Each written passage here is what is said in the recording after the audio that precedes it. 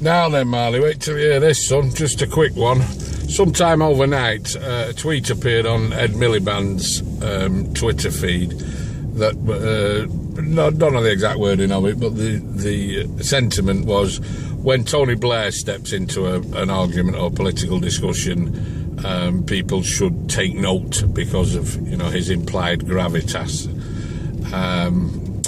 It was a reference to the fact that Tony Blair has come out and saying he supports Ed Miliband personally, the Labour Party as a party, and also went on to say that in his opinion the United Kingdom should remain in the European Union for all kinds of the usual spurious reasons that are trotted out by pro-EU lunatics on a regular basis. Now, to me, this means there are three options. Either Mr. Miliband has left his Twitter feed to be accessed by somebody who doesn't have his or his party's interests at heart, which would imply, that tweet could have come straight out of Conservative Central Office, that's the point, which would imply that there is a serious security issue within the Labour Party.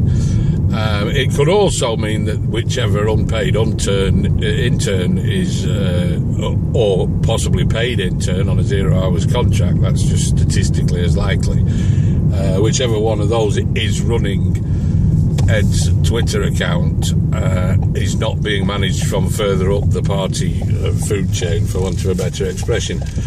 That in turn would imply a serious management issue within the Labour Party.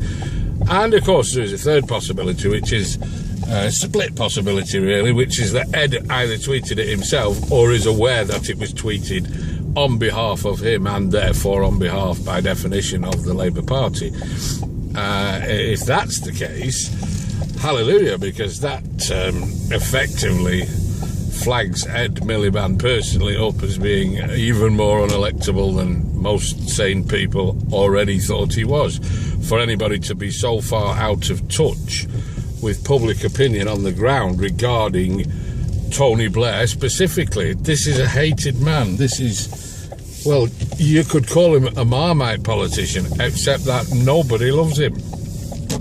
For the leader of the Labour Party to be so far separated from public opinion at a time this close to a general election, well, is great news for all concerned, and particularly us at UKIP, I would say. I don't speak for UKIP, but I am a member of UKIP.